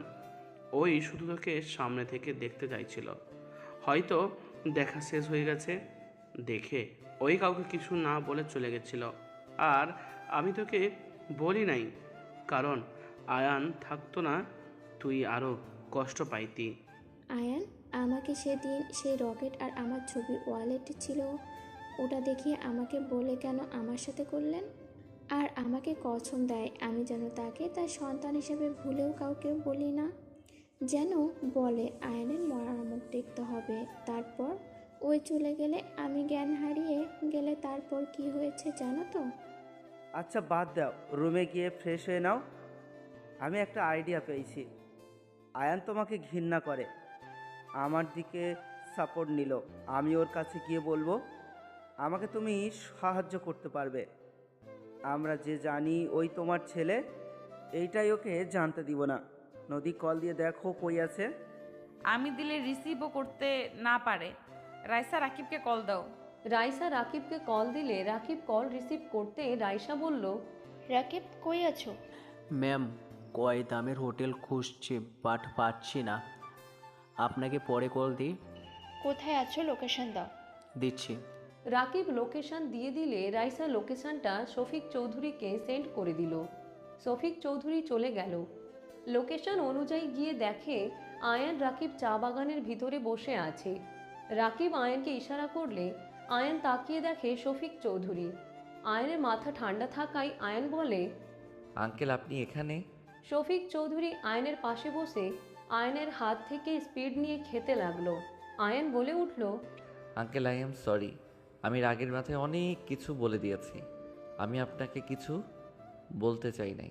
সরি কেন বলছো? তুমি ঠিকই বলেছো। আমি এখানে আত্মহত্যা করতে এসেছিলাম, তোমাকে দেখে ভাবলাম কথা বলি। আঙ্কেল কি বলছেন? আত্মহত্যা করা মহাপাপ। আঙ্কেল আমি রাগের বসে বলছি সেটা আপনি ধরে নিলেন? রাগের বশে বলেও কথাগুলো তো সত্যি। মেরুদণ্ড হয়ে বেঁচে থাকার থেকে মরে যাওয়া ভালো। আরে ধ্যাত, মৃত সব সমাধান হয় না। বউয়ের উপর উঁচু গলায় কথা বলবেন। যেটা ভুল ওইটাকে ভুল বলতে শিখেন, আর যেটা সত্যি সেটাকে সত্যি বলতে শিখেন, তাতেই হবে। কিভাবে? আমি তো সহ্য পাই না। পেতে হবে। সাহস না পেলে সারা জীবন এমনভাবে থাকা লাগবে। তুমি আমার পাশে থাকলে আমার মনে হয় আমি সব পারবো। তুমি যেভাবে বলে তোমাকে দেখলে আমার অনেকটা সাহস হয়েছিল, বাট পরে ভাবলাম তুমি চলে গেলে তো আর সাহস থাকবে না, তাই তোমাকে থাপ্পড় মেরেছি। নিজেকে সাহসী হতে হবে, অন্যের উপরই নির্ভরশীল হয়ে লাভ নাই। তুমি আমার সাথে যাবে? তুমি আমাকে সব শিখাবে? না হইলে আমার মরা ভালো। এভাবে আর কতদিন থাকবো? আচ্ছা থাকো, তুমি হয়তো যাবে না, আমি যাই, মরতে পারি কি না। শফিক চৌধুরী চলে যেতে নিলে রাকিব বলে, আয়ান ওনাকে থামা, ওনার মাথাটা গিয়েছে। দেখ, আমাদের জন্য কেউ মারা যাক এইটা আমরা চাই না। এত মানুষের উপকার করা এসেছে, আর শেষমেশ কিনা একজনকে মৃত্যুর দিকে ঠেলে দিচ্ছিস। রাকিব আয়নকে বুঝাতে লাগলো। আয়ন ব্যাগ কাঁধে নিয়ে দৌড়ে গিয়ে শফিক চৌধুরীর সামনে গিয়ে বলে, ওয়েট ওয়েট আঙ্কেল, আমি আপনার সাথে যাব, কিন্তু আমি শুধু আপনার জন্য যাব। কেউ আমার উপরে অধিকার দেখাতে আসলে কিন্তু ঝামেলা বেঁধে যাবে। সত্যি তুমি যাবে? তোমাদের কোনো অসুবিধা হবে না, আমি কথা দিচ্ছি। আর যদি না যাও তাহলে আমাকে মরতে যেতে দাও, আর সামনে এসো না। আরে চলেন যাই। শফিক চৌধুরী খুশি হয়ে রাকিব আয়নকে নিয়ে চা বাগান থেকে বের হয়ে গাড়ির কাছে চলে গেল। 10 মিনিট লাগলো আয়ন রাকিবকে নিয়ে বাসার ভেতর গিয়ে নামলো। আয়ন রাকিব লজ্জা পেতে লাগলো। আয়ন মাথা নিচু করে যেতে লাগলো। ভিতরে গেলে সবাই আয়ন রাকিবের দিকে তাকালো। শফিক চৌধুরী বলে উঠে, কেউ ওকে কিছু বলবে না, ওরা দুজন শুধুমাত্র আমার জন্য এসেছে, তাই কেউ ওদের দিকে অদ্ভুতভাবে তাকানোর কোনো দরকার নেই। আয়ান রাকিবকে রুম দেখিয়ে দাও, নিয়ে যাও। আয়ন রাকিবকে নিয়ে চলে গেল। কাজের লোক নদীর আবু বলে, আয়ান এসেছে নাকি? এসেছে। অনেক কিছু বুঝিয়ে আনছি, কেউ ওকে বুঝতে দিও না, আমরা সব জানি। শফিক চৌধুরী কিছুক্ষণ কথা বলে চলে গেল। আয়ান রাকিব ফ্রেশ হয়ে বসে থাকতে লাগলো। তুলি এসে বলল, নিচে চলো, খাবার খেয়ে নিবে। আয়ান রাকিব সবার সাথে নিচে চলে গেল। সবার সাথে আয়ান রাকিব চেয়ার টেনে বসলো। আয়ান নিচের দিকে তাকিয়ে থাকলো। রাহেলা চৌধুরী আয়ানকে খাবার দিতে লাগলো। আয়ান রাহেলা চৌধুরীর হাতের দিকে তাকিয়ে আছে। আয়ানের বুকের ভিতরে চাপা কষ্ট হতে লাগলো। আয়ান মনে মনে ভাবতে লাগলো, আপনি আমার এত কাছে, তারপর আপনাকে আম্মু বলার কোনো অধিকার আমার নাই। কেন আমার জীবনটা আপনারা এলোমেলো করে দিলেন? আয়ানের চোখের কোণায় পানি গড়িয়ে পড়ার আগেই আয়ান মুছে ফেলল। শফিক চৌধুরী বলে, আয়ান খাবার খাও, কি ভাববো? কই কিছু না। আয়ান খাবার খেতে লাগলো। হঠাৎ করে নদী বিষম খেলে আয়ান তাড়াতাড়ি করে পানি ঢেলে নদীর মুখের সামনে পানি এগিয়ে দিল। নদী গ্লাস নিয়ে পানি খেতে লাগলো। আয়ান নদীর পিঠে বাম হাত দিয়ে হাত বুলিয়ে দিতে লাগলো। আয়ান বলে উঠে, ঠিক আছেন? ধন্যবাদ। আয়ান কিছু না বলে চেয়ারে বসলো। রাকিব আয়ানের প্লেটের মাছ কাটা বেছে দিতে লাগলো। আর রাহেলা চৌধুরী বলে উঠে, রাকিব, তোমার আরও মাছ মাংস যা লাগে নিয়ে নাও। না ম্যাম, আর কিছু লাগবে না। আসলে ওই মাছ কাটা বেশি খেতে পারে না, কাক্কি বেশি খাওয়াই তো। আর যখন তো কাক্কি নাই, তাই আমি বেশি দিচ্ছি। ও হ্যাঁ, একদিন তো দেখলাম আন্টি তোমাকে বাচ্চার মতো করে খাওয়াচ্ছিল। হুম। তুমি খাও, আমি বেছে দিচ্ছি। রাহেলা চৌধুরী আয়ানের প্লেটে হাত দিলে আয়ান বলে, আপনি খেতে বসেন, সবাই তো খাচ্ছে। তুমি খাও, আমি কিছু খাবো না, পেট ভরা আছে। আয়ান কিছু বলল না। আয়ানের ফোন বেজে উঠলে আয়ান ভিডিও কল রিসিভ করতে ভ্রু কুঁচকে তাকায়।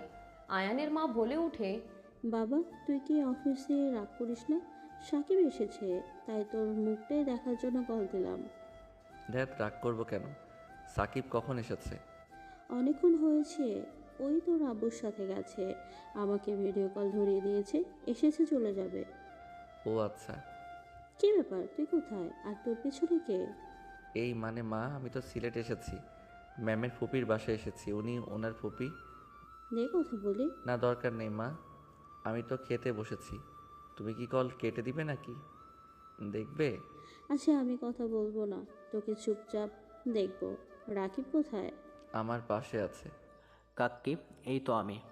পিছন থেকে আয়ানের ফুফাতো বোন রূপা বলে, হাই দেবরজি। রাকিব বলে উঠে, পেতনি, তুইও এসেছ?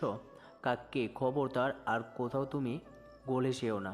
ওর হাতে কিছু যেন খাও না, তোমার ছেলে কিন্তু ওকে বিয়ে করবে না। ফাজিল, ওরে রাগাস কেন? আমার ছেলেকে 10 বিয়ে করাবো। আয়ানের মা কথাটা বলে হাসতে লাগলো। রাকিবও হাসতে লাগলো। রূপা মুখ ভেঞ্চি দিয়ে চলে গেল। আয়ান বলে উঠে, মা রাগ হচ্ছে কিন্তু মজা করবে না তো? আচ্ছা মজা করবো না, রাগ করিস না। সবাই কিভাবে আমি ভুলে গিয়েছিলাম, আমি মুখে তালা দিয়ে দিলাম। আয়ান ওর মায়ের কাণ্ড দেখে হেসে দিল। আয়ান বলে উঠে, এভাবে বসে থাকলে আমার হাসি পায়, মুখ থেকে হাত সরাও। সরলাম। ও একটা কথা বলার ছিল। কি কথা?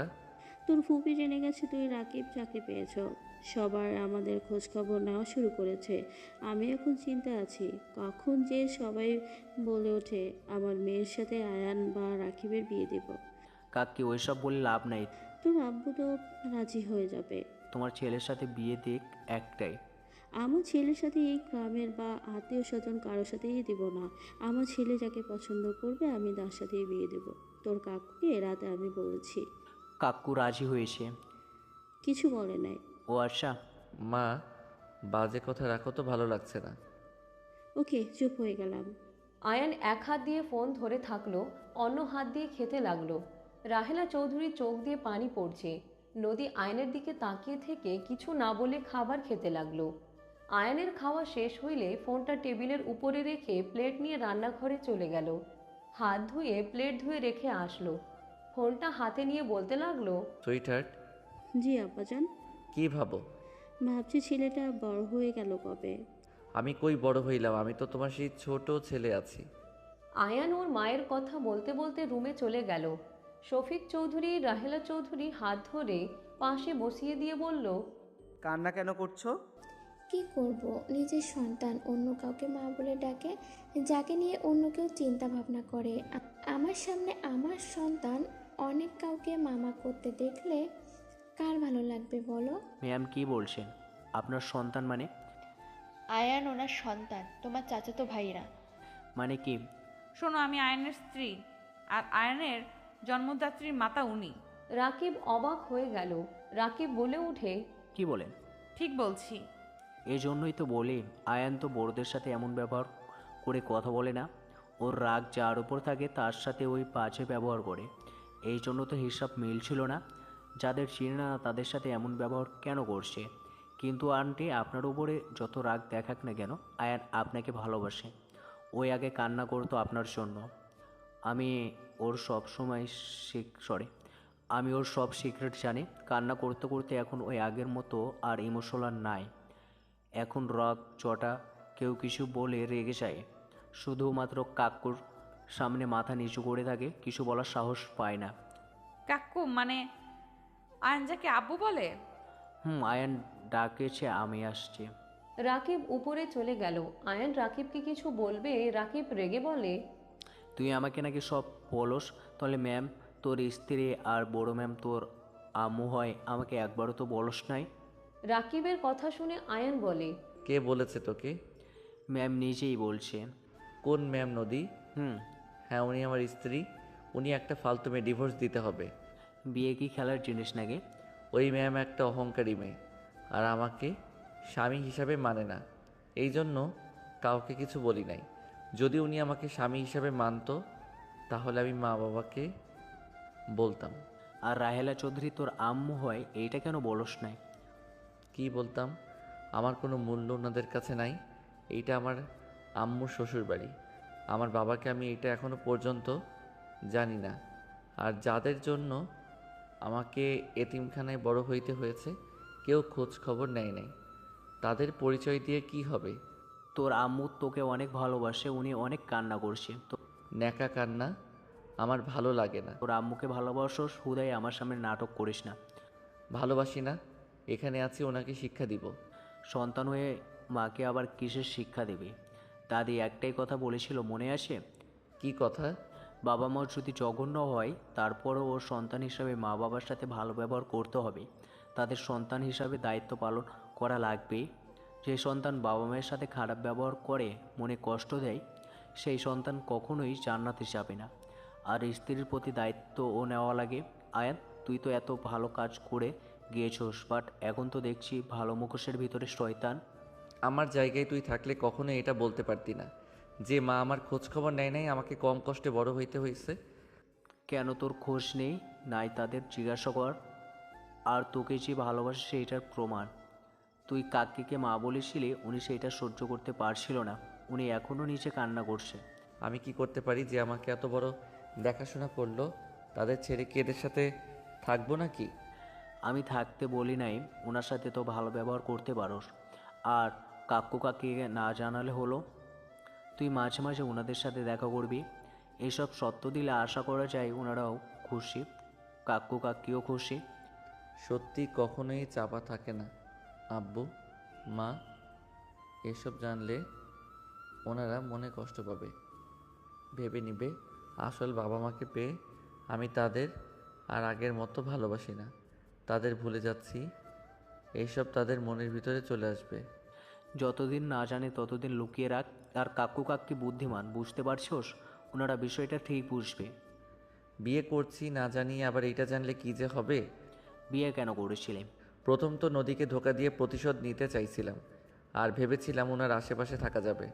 পরে দেখি এই নদী একটা ভয়ঙ্কর মাইয়া, আর উনি এখানে থাকে না।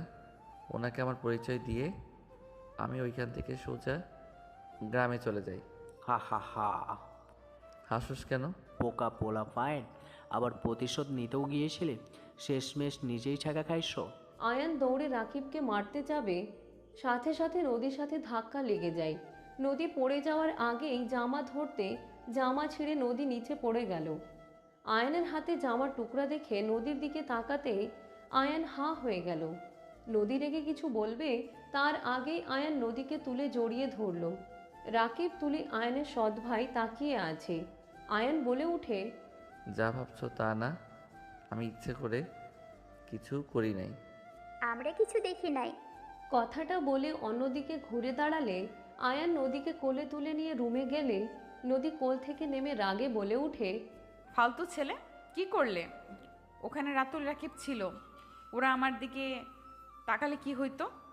আয়ান নদীর দিকে অন্যভাবে তাকিয়ে থাকতে নদীর সাথে সাথে হাত দিয়ে বুক ঢাকার চেষ্টা করলে আয়ান বলে উঠে, ছোট জামা তো পরে আছেন, সমস্যা কোথায়? কুত্তা। আয়ান নদীর কথা শুনে টান দিয়ে খাটের উপর ফেলে দিয়ে নদীর উপরে উঠে মুখে হাত বুলাতে গেলে নদী হাত সরিয়ে দিল। আয়ান 2 হাত খাটের সাথে চেপে ধরে বলে, আপনার ঠোঁটগুলো আমাকে খুব টানছে, একটু টেস্ট করে দেখি। একবার তো নিজে থেকে করেছিলেন, বোঝার তো উপায় ছিল না, কামড় মারছিলেন, আজকে কামড় দিলে আমিও দিব। ফালতু ছাড়ো বলছি, আমার হাজব্যান্ড আয়ান ভালো ছিল, ছাড়ো বলছি। এখনও হাজব্যান্ড আছি, এত কথা বলে লাভ নাই, আমি আগে টেস্ট করে দেখি। আয়ান কথাটা বলে নদীকে কিছু বলতে না দিয়ে ঠোঁট জোড়া নিজের দখলে নিয়ে নিল। নদীর সাথে সাথে চোখ বন্ধ করে ফেলল। কিস করতে করতে আয়ান শরীরে হাত দিতে নদী কেঁপে উঠল।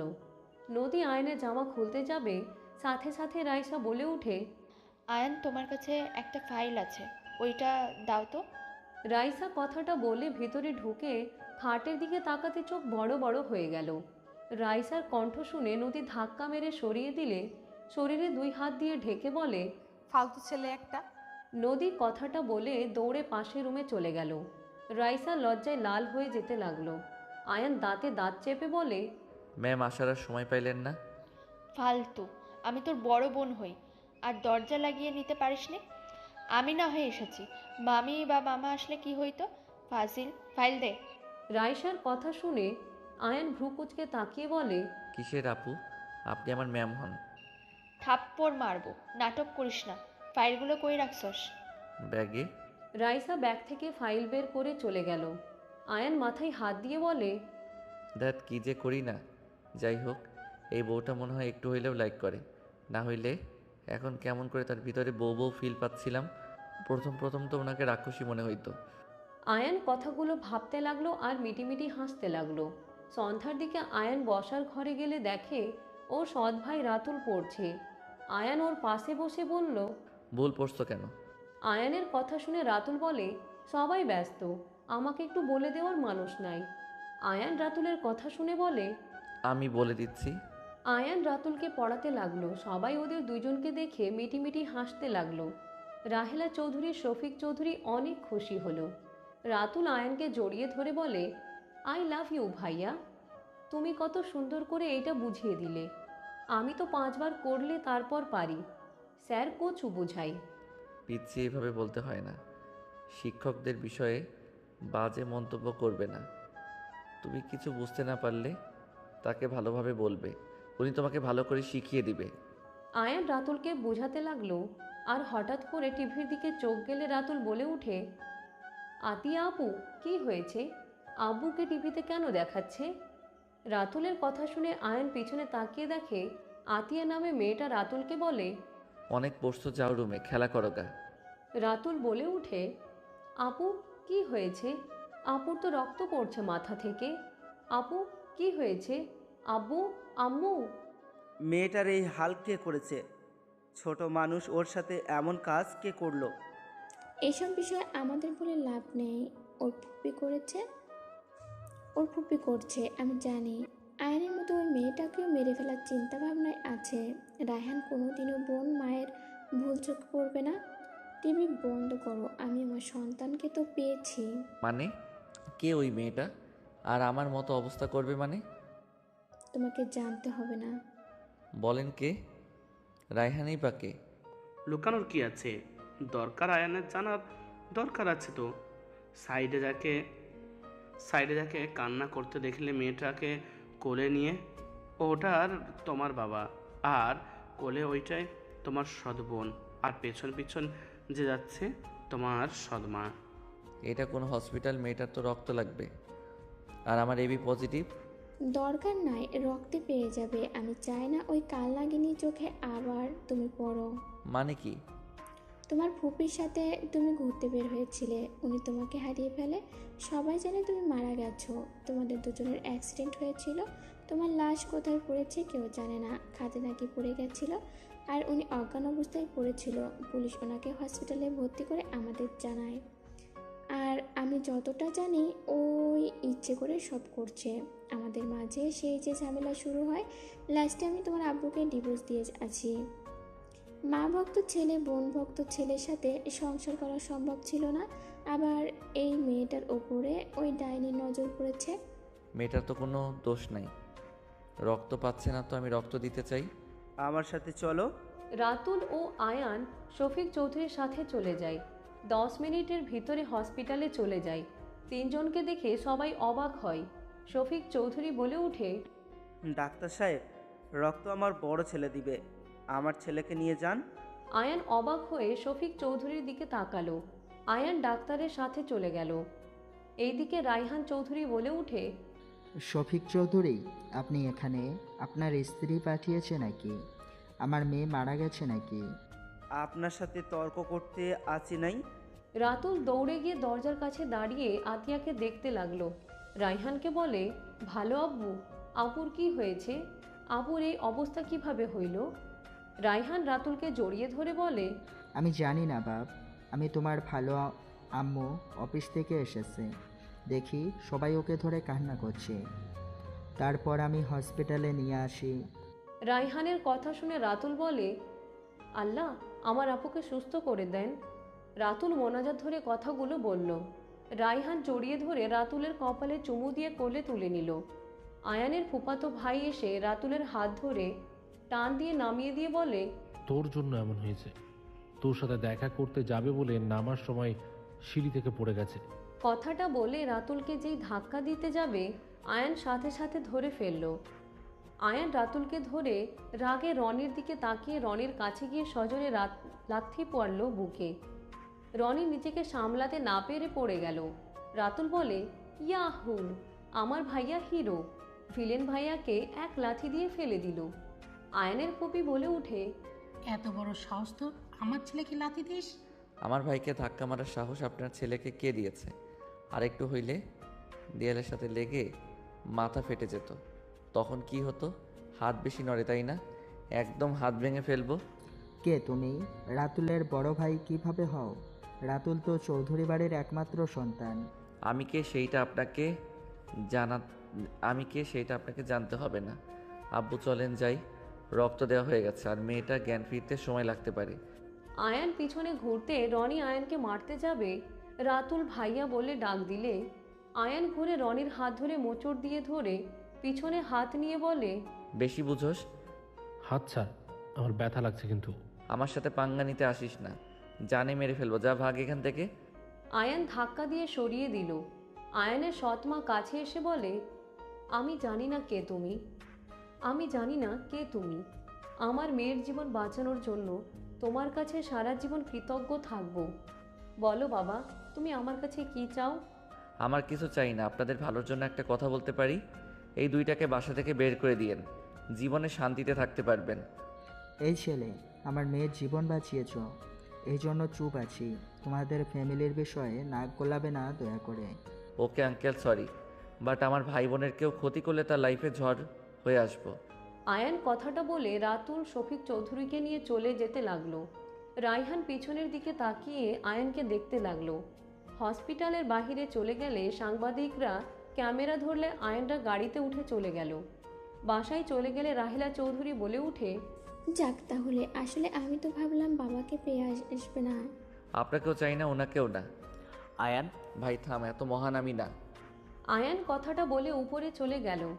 আয়ান রুমে যেতে দেখে নদী ড্রেসিং টেবিলের সামনে দাঁড়িয়ে ঢং করছে। আয়ানের মাথায় দুষ্টু বুদ্ধি আসলে আয়ান পা টিপে টিপে নিচের দিকে ঝুঁকে ভিতরে ঢুকে নদীর কোমর থেকে কামিজ অল্প তুলে আলতো করে ঠোঁট বসিয়ে দিলে নদী চমকে উঠল। নদী নিচের দিকে তাকাতে আয়ানকে কিছু বলার আগেই আয়ান নদীর ঠোঁট জোড়া নিচের সাথে দখলে নিল। নদীকে কিস করতে করতে খাটের উপরে ফেলে দিল। আয়ান নদীর উপরে উঠতে যাবে, সাথে সাথে নদী বলে উঠে, আয়ান বেশি হয়ে যাচ্ছে কিন্তু। বউ হতো একটু বেশি, তোমার সাথে করবো না তো কার সাথে করব? কেউ এসে যাবে কিন্তু। ওয়ের দরজা লাগিয়ে দেই। আয়ান দরজা লাগাতে যাবে, তখন তুলি রাইসা রুমে ঢুকে পড়লে নদী তাড়াতাড়ি করে নিজেকে ঠিক করে নিয়ে খাটে পা ঝুলিয়ে বসে পড়ল। তুলি ভ্রুকুচকে তাকিয়ে বলে, কি ব্যাপার, আবুল লিপস্টিক তোমার মুখে কেন?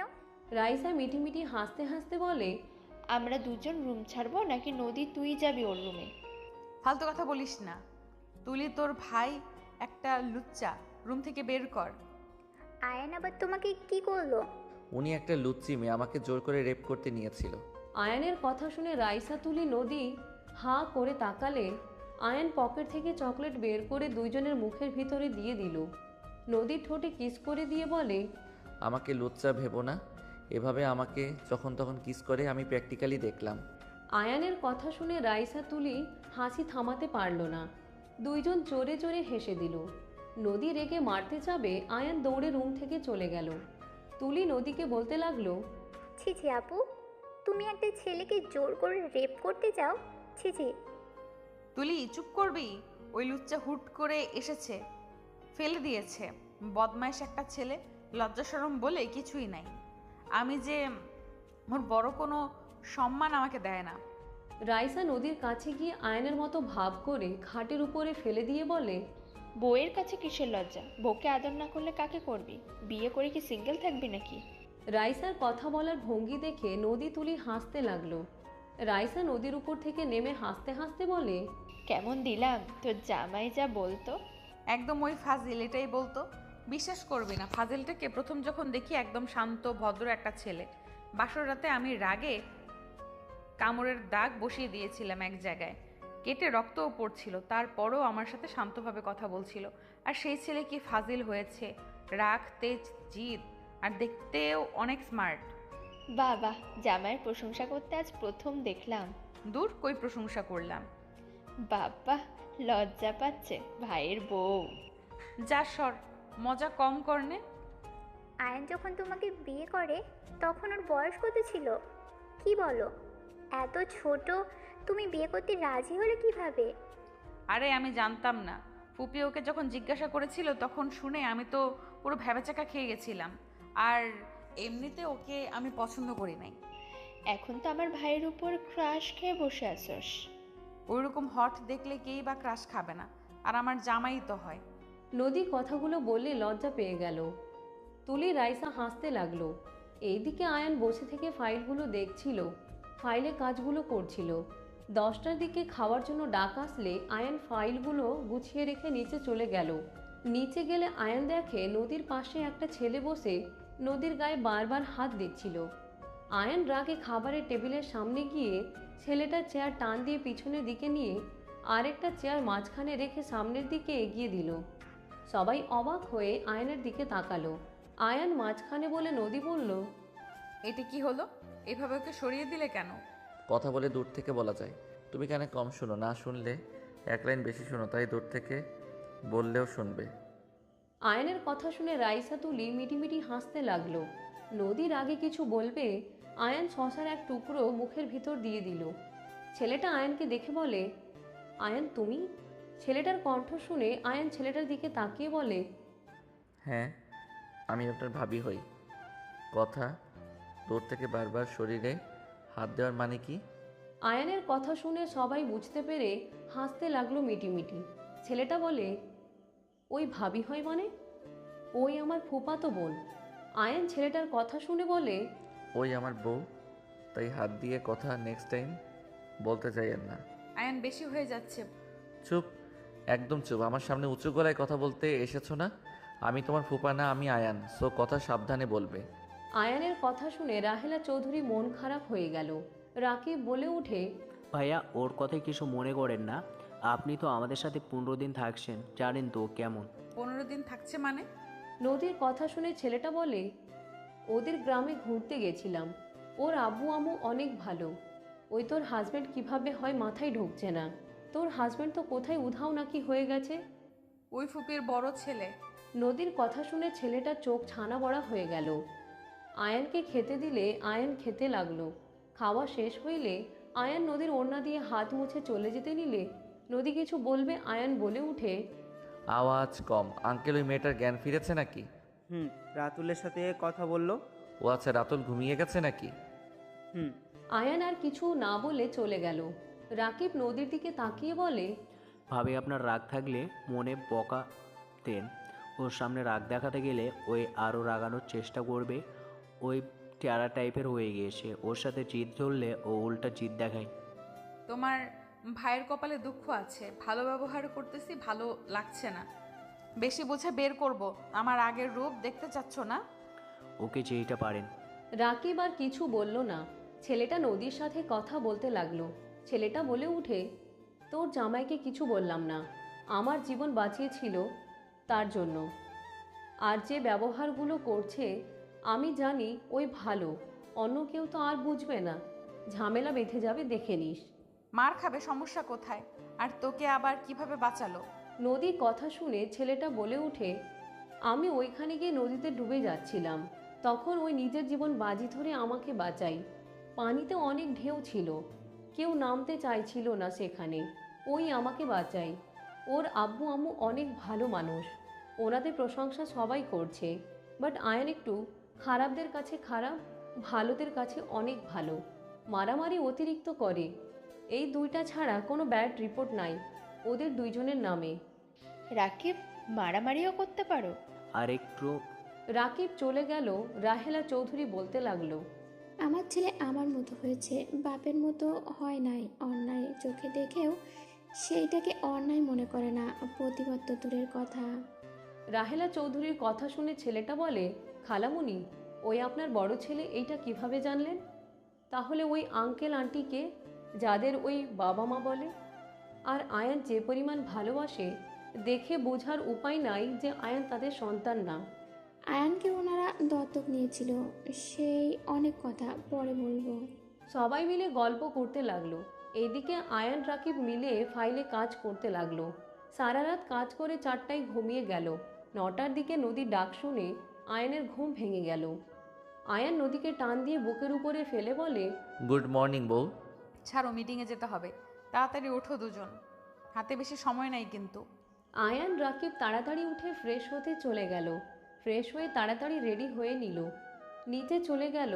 তুলির আম্মু খাবার খেতে বলে খাবে না বলে 4জন তাড়াতাড়ি করে বের হয়ে গেল। আয়ান গাড়িতে বসে থেকে ফাইলগুলো চেক করতে লাগলো। চেক করতে করতে চলে গেল। 4জন গাড়ি থেকে নেমে হোটেলের ভিতরে চলে গেল। আয়ান নদী রাইসার সাথে ভিতরে ঢুকতে আয়ান চমকে গেল। রাইহান খান রাহেলা চৌধুরীকে দেখে আয়ান চলে যেতে নিলে রাহেলা চৌধুরী বলে উঠে, অ্যান্ড বসো ওই চেয়ারে। ম্যাম, আমি এখানে দাঁড়িয়ে থাকি, নদী ম্যামের কোনো কিছু লাগলে। বসতে বলছি, বসো। আয়ান বসো। আয়ান পাশের চেয়ার টেনে বসলে সবাই বিড়বিড় করে নানা ধরনের কথা বলতে লাগলো। রাহেলা চৌধুরী বলে উঠে, নদী, আপনাদের প্রজেক্ট ব্যাপারে আমাদের বলেন। নদী অনুমতি নিয়ে বলতে শুরু করে দিল। প্রজেক্ট দেখাতে লাগলো, সাথে রাইসাও বুঝতে লাগলো। সবার বিষয়টা তেমন একটা ভালো লাগলো না। আয়ান বলে উঠে, ম্যাম যদি অনুমতি দেন আমি বিষয়টা ব্যাখ্যা করতে পারি। আয়ানের কথা শুনে সবাই বলে, না, এই প্রজেক্ট আমাদের ভালো লাগে নাই, এইটার সাথে কাজ করলে লস হবে আমাদের। সবাই নানা ধরনের কথা বলতে লাগলো। আয়ান অনুরোধ করতে লাগলো। রাহেলা চৌধুরী বলে উঠে, এতবার বলছে, একটা সুযোগ দেওয়া উচিত।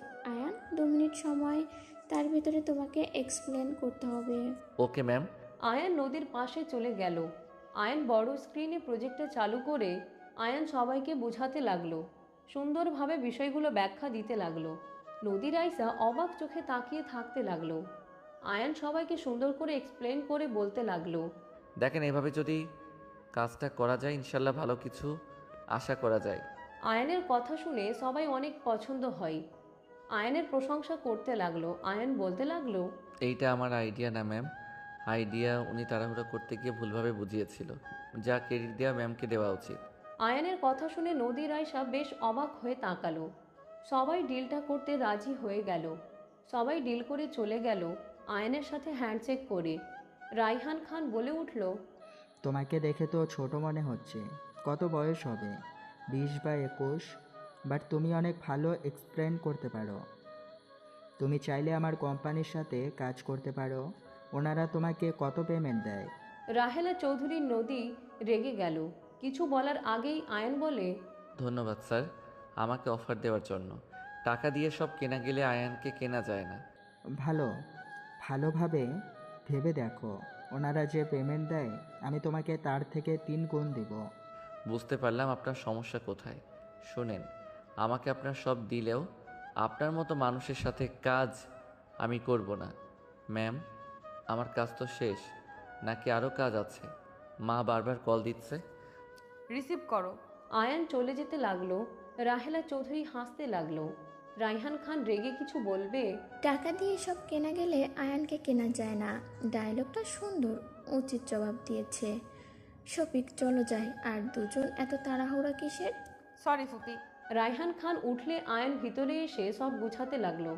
রায়হান হঠাৎ করে পিছনে ঘুরে বলে, ওয়েট, একটা প্রশ্ন ছিল। এই ছেলেটা আপনার ছেলে কিভাবে হয়?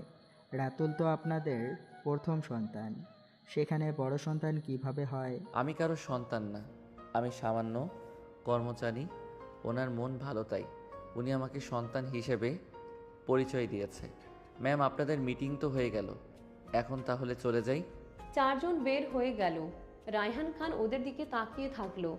রাহেলা চৌধুরী রায়হান খানের কাছে এসে হাসি মুখে বলল, কি ভাগ্য, নিজের সন্তানকে নিজে কিনতে চাইলেন। আমি একা কেন কষ্ট পাবো? আপনারও পাওয়া উচিত। যে ছেলেটা গেল ওইটা আর কেউ না, সাগর খান, যাকে সবাই মৃত হিসাবে জানে। নিজের সন্তানকে যেমন কাছে পেয়েও তার মা হতে পারে নাই, আপনাকেও জানিয়ে দিলাম, সব জেনেও তার মুখে বাবা ডাক শুনতে পারবে না। রাহেলা চৌধুরী হাসতে হাসতে চোখের পানি গড়িয়ে পড়ার আগেই মুছতে লাগলো। রায়হান খান থমকে গেল।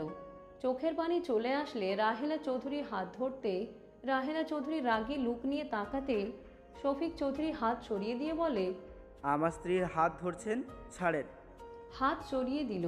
রাহেলা চৌধুরী হাত ধরে নিয়ে যেতে লাগলো। নদী আয়নকে গাড়ির ভিতরে জড়িয়ে ধরে বলল, আই লাভ ইউ।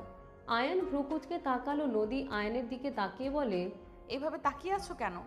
ঘুমের মধ্যে আছি নাকি বুঝতে পারছি না। দুজন বেহায়া হয়ে যাচ্ছে। আমি যে আছি, চোখ নাই। তোর ওই দিকে তাকাতে কে বলছে?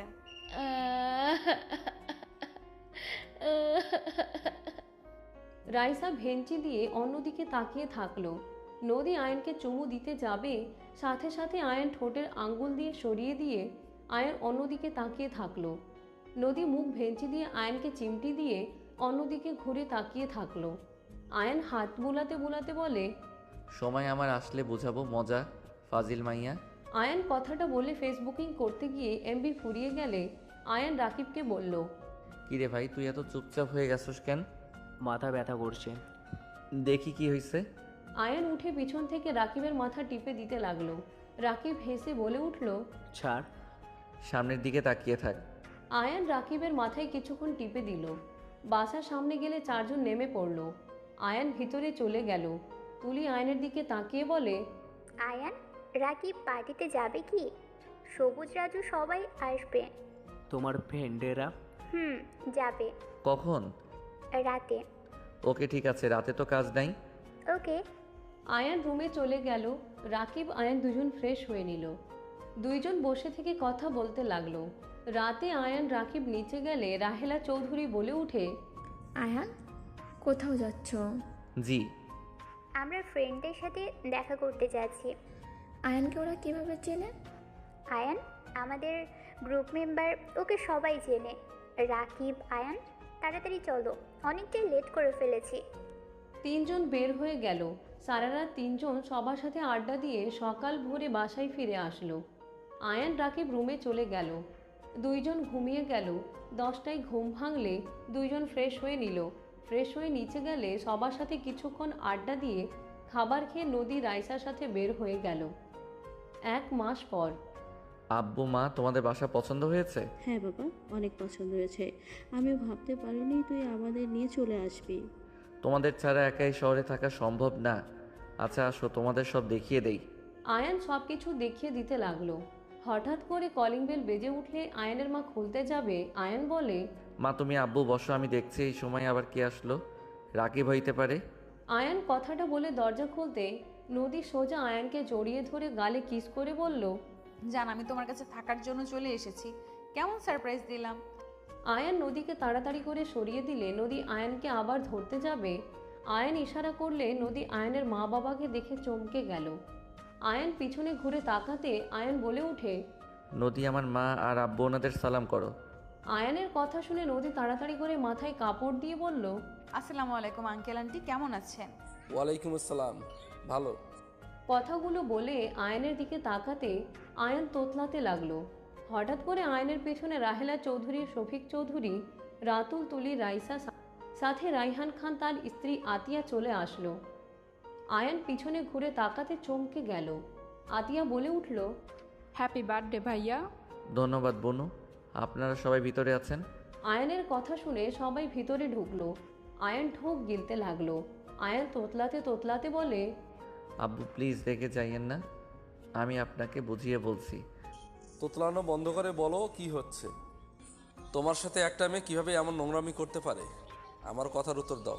তুমি শহরে এসেছো, নোংরামি শুরু করেছো? আব্বু প্লিজ প্লিজ ভুল বোঝেন না, আপনি যা ভাবছেন আসলে আসলে কি আয়ান, আমরা নিজের চোখে দেখেছি ওই মেয়েটা তোমাকে, আমার ভাবতে ঘৃণা হচ্ছে, নিজের উপরে রাগ হচ্ছে। তোমাকে মানুষ করতে পারলাম না। আব্বু চুপ করো। আয়ন আর কতদিন চুপ থাকবে? হ্যাঁ, সত্যিটা বলো ওনাদের। আপনি আয়নের আব্বু, আপনি আয়নের আম্মু। আয়নার মা, আয়নার মা, চলো এখানে আমি 1 মিনিট থাকতে পারবো না। তোমার ছেলে তোমার জন্য খারাপ হয়েছে। আরও মাথায় তুলে ছেলেকে কতবার বলেছি, বেশি মাথায় তুলো না। রেগে চলে যেতে নিলে আয়ান দৌড়ে গিয়ে দরজা লাগিয়ে দিল। আয়ান চোখ বন্ধ করে ভয়ে ভয়ে বলল, আব্বু মা, তোমাদের আমি কিছু বলতে চাই। আমি জানি তোমরা অনেক কষ্ট পাবে, কিন্তু আমি মন থেকে বলছি, আমি তোমাকে অনেক ভালোবাসি। কি কথা বলবে যে আমরা কষ্ট পাবো? আব্বু, এখানে লাল পোশাক পরা মহিলাটা আমার জন্মদাত্রী মা, আর এই সাইডে কালো শার্ট পরা উনি আমার জন্মদাত্রীর পিতা। কিন্তু ওনারা দুইজন আলাদা থাকেন। ওনাদের দুইজনের ফ্যামিলি আছে। আম্মু পাশে যাকে দেখছেন উনি আমার নতুন আব্বু, আর ছেলেটা আমার ছোট ভাই। আর এইদিকে যে মহিলাটাকে দেখছেন উনি আমার নতুন আম্মু, আর তার পাশে আমার বোন। আয়ানের কথা শুনে আয়ানের আব্বু থমকে গেল, কয়েক পা পিছিয়ে গেল। আয়ান চোখ খুলতে দেখে আয়ানের আব্বু পড়ে যেতে নিতেই আয়ান সাথে সাথে ধরে ফেলল। আয়ান বলে উঠে, আমাকে ভুল বুঝবেন না, আমি আপনাদেরকে ভালোবাসি, আমি আপনাদের সন্তান।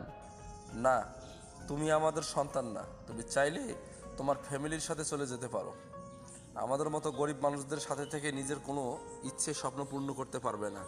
আব্বু, আয়নার মা, সরি, চলো, আমরা গ্রামের মানুষ, গ্রামে যাওয়া ভালো।